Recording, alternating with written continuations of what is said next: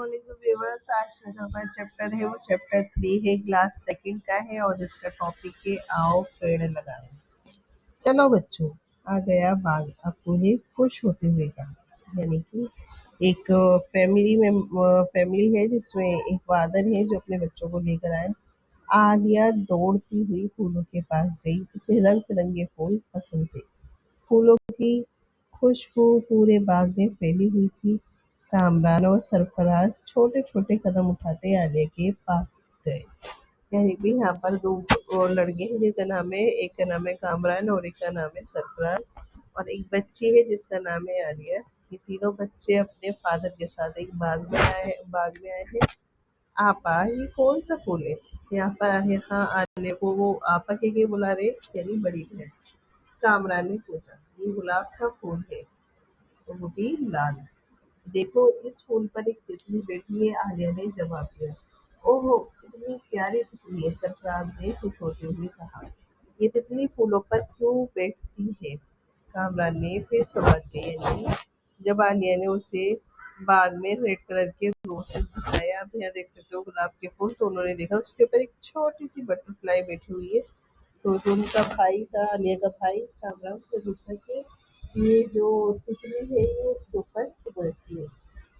तितली ने अपनी बच्चों के पास आ गई। उन्होंने बताया, बच्चों, ये तितली इस फूल से अपनी ग़िज़ा हासिल करती है। ग़िज़ा मतलब होता है खाना, यानी कि जो फूल है उससे तितली को खाना मिलता है।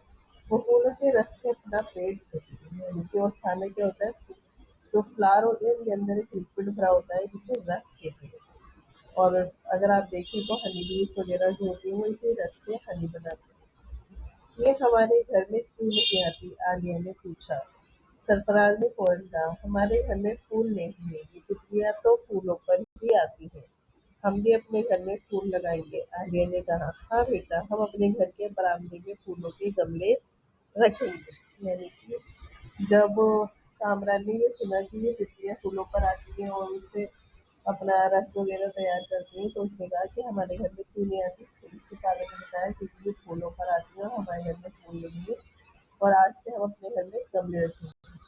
अब वो बोले, मैं सुबह से पानी दूंगा, मैं शाम को पानी दिया करूंगा। दोनों भाई बारी बारी बोले। पौधों से हमें ऑक्सीजन मिलती है जो हमारे लिए बहुत जरूरी है। बुरे था।